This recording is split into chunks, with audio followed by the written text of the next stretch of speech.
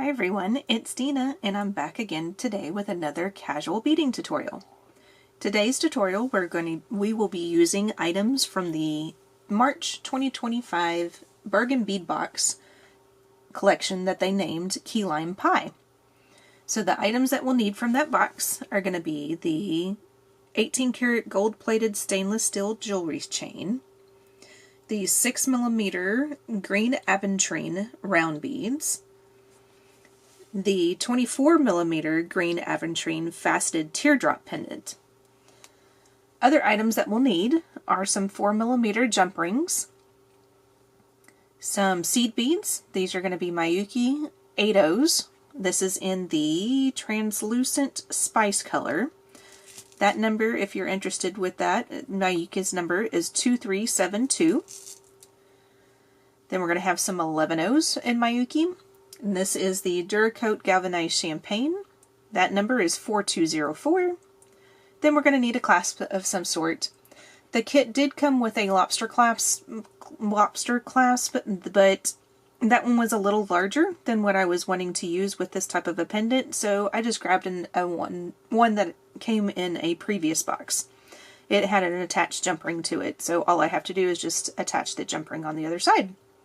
So go ahead and gather up your supplies. Meet me back with your bead on it board, and as well as some thread and a needle. You will need that here in a few minutes. And before I forget, because I almost did, we're going to need some pliers to open and close those jump rings. We're also going to need some wire cutters of some sort. And I just have the double flush cutters with me today. Also going to need a thread burner, because eventually we're going to burn off that thread that we use. So I think I have everything now before I move off to the next clip.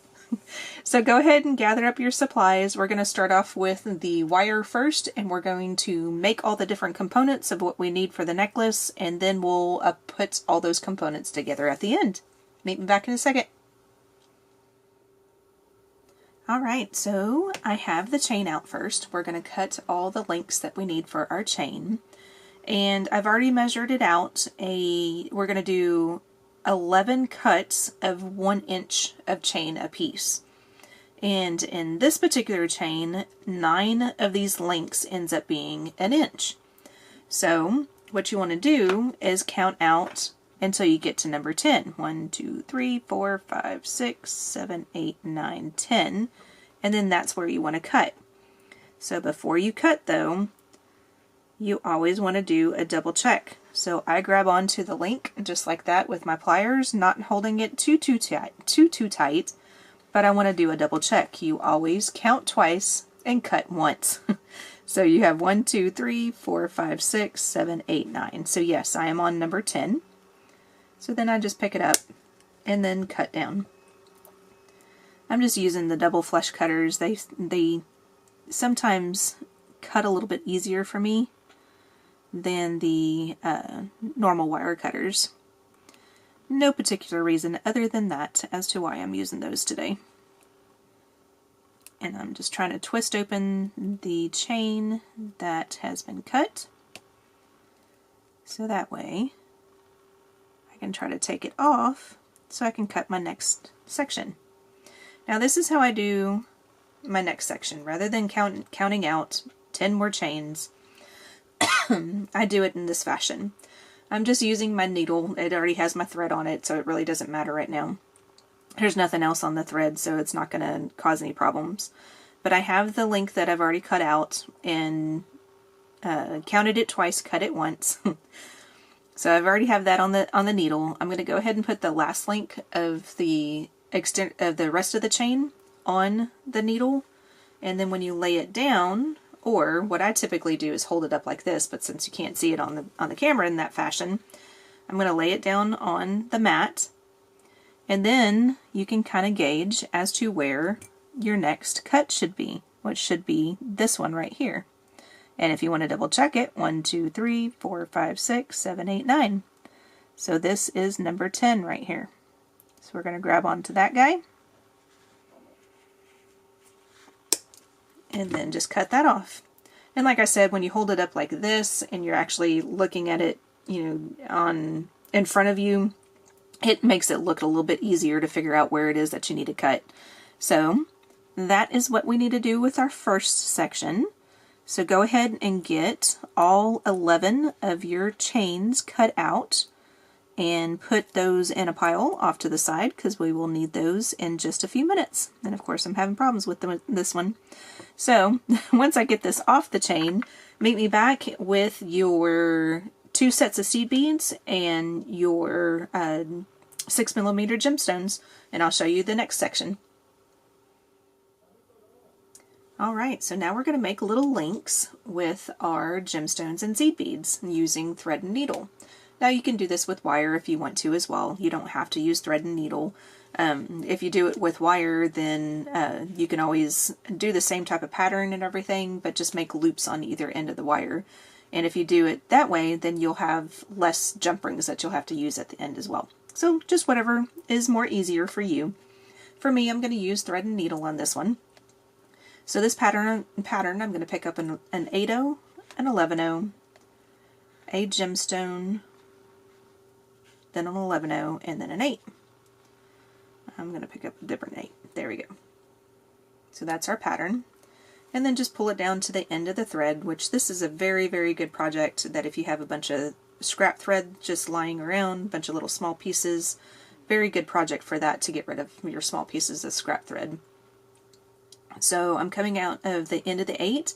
I want to go back towards the beginning again, so we're going to skip the 8, go through the 11, the gemstone, the 11, and then I'm going to go ahead and come on out, and then I'm going to wrap back around and go back through the 8, the gemstone, the 11, and come back out one more time. And I need to go close my door real quick because my family is coming home and the dog's going to start barking. Okay. I knew that was going to happen in the middle of recording, and I don't know why I didn't do that beforehand, so sorry. Okay, so we're coming out of the 11/0 right here. We want to get back down to the starter thread so we can tie it off. So to do that, we're going to go back through the 8/0 here at the top, round back through the 11, the gemstone, and the 11 again, and then try to come out next to the 8/0 where that thread bridge is already sitting. That just makes it easier that when you go to tie off everything. So what I'm doing now is I'm just positioning the 8/0 to where it's sitting on top of the 11/0, just so it sits nicely, sitting right next to it and everything. And now I'm going to tie off my knot. So I have my short thread in my left hand, I have the long thread in my right hand. I'm going to put the short thread over the long, make a loop, and have that short thread go through the loop going away from me. Do the same thing again, over the long thread, through the loop, but the short thread goes towards me through that loop. And then now you have your product tied off. So all I'm going to do now is just burn down pretty close to the knot here on this part. And my battery's starting to get kind of low on this. Okay, it's really starting to get low. It's not cutting. There we go. And then we're going to burn down close to the knot.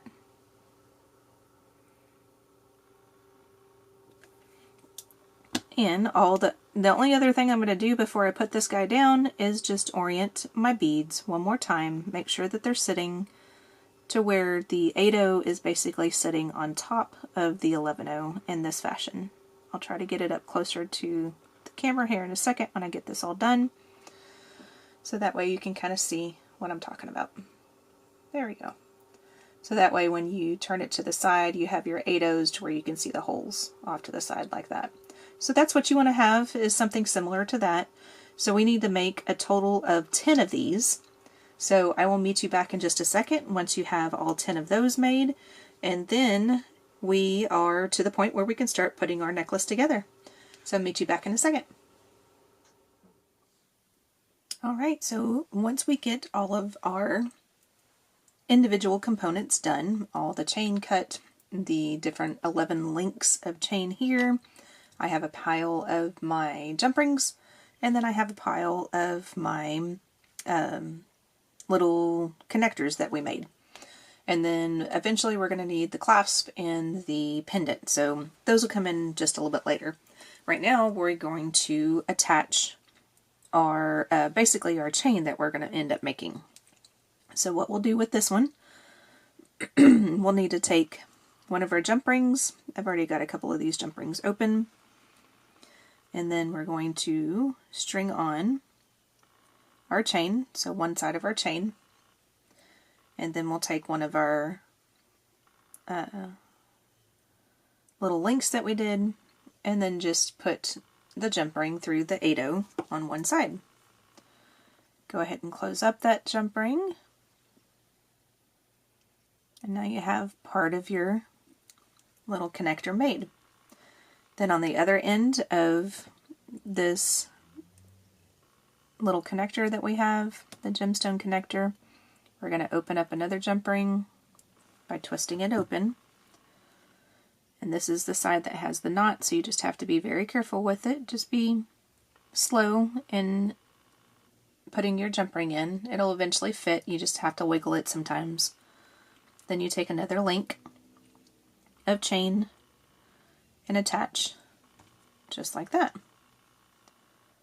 So that's all we're doing on this step, is just attaching our chains together with a gemstone link in between. And you'll start off with a chain, then put the gemstone, chain, gemstone, so on and so forth. So you're going to start with a chain and end with a chain. So that way you'll have a section in the center that will have be an odd number, and that's where our little pendant's going to go. So go ahead and continue with this and add all of your chains and your links together, and I'll meet you back. Okay, so once you have all of that done and ready to go, your necklace chain should look something similar to this. And what we'll do next is we're going to attach our pendant. So then just take another jump ring and then open this guy up. And we will attach this to the middle link of the middle section of chain. So I have it laying out to where everything is just about even. That's more even like that. So our middle section of chain is down here at the tip. And since we counted out 9 links, then the 5th link in the chain will be the middle. So don't count your jump ring that's sitting right here, just count the links. So 1, 2, 3, 4, and 5. This one should be it right here. So I'm just trying to go through that one link, and then I'm visually counting the rest. 1, 2, 3, 4. There's 4 more links until I get to the next jump ring. So that's where I'm supposed to go. So then close this jump ring up then, after you've got that on there. Just like that.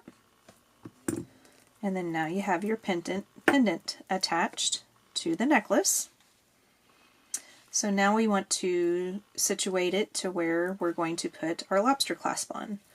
And then our clasps traditionally will go on the right side of the necklace, which is going to be this side, and then the link that the clasp will link onto will go onto this side. So I'm going to go ahead and attach my lobster. Like I said in the beginning, this one already had a ring attached to it, so I'm just using the ring that's there. I'm going to open up that ring and then attach it to the end of my chain here. Before we get too far though, this is not too bad of a thing because it's chain, so I can always take it off if it doesn't work, but you always want to make sure that your lobster actually does work. Sometimes there's a portion of the lever portion right here there's like a coil, or there's something internally there that gets messed up, and sometimes the lever action just doesn't work very good. So you always want to double check that. So add on your loop for your lobster on the other side, and you can use another 4mm, you can use a 6mm. Sometimes I use a little bit bigger of a jump ring. I just don't have the 6mm out at the moment, so I might change it out for a 6 later. But just to give you an idea of what it needs to be like, what it will look like in the end. When you get your lobster and attach it like this, you now have a completed necklace made of the aventurine, green aventurine gemstone. Alright, so here's another look of the necklace that we just made. So thank you very much for watching, everyone. I really appreciate it. Don't forget to hit that like button as well as the subscribe button, and leave a comment down below. I like to read all the comments and respond to y'all. Like to know what's going on and what you like about the video, and if there's anything in there that you don't like, go ahead and let me know. Thank you much again, guys. I'll see y'all in the next video. Bye.